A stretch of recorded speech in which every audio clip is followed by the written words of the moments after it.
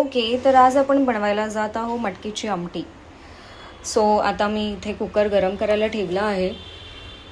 Cooker आता छान पद्धतीने गरम झालेला.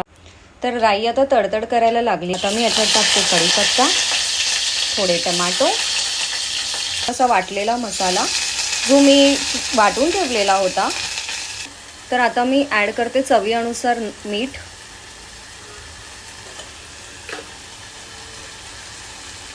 तर तुम्ही आता बघू शकता आमटीला खूप छान पद्धतीने उकळी आलेली आहे. तर आता मी कुकरचं झाकण लावून घेत आहे. तर आता आमटी मी ही एका बाउलमध्ये काढून घेतलेली आहे. आता यावर थोडीशी कोथिंबीर गार्निश करून टाकत आहे.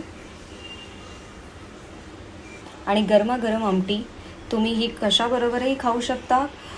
ज्वारीच्या भाकरीबरोबर खूप छान कॉम्बोमध्ये तुम्ही कांदा खाऊ शकता. याच्यावर प्लीज नक्की ट्राय करा.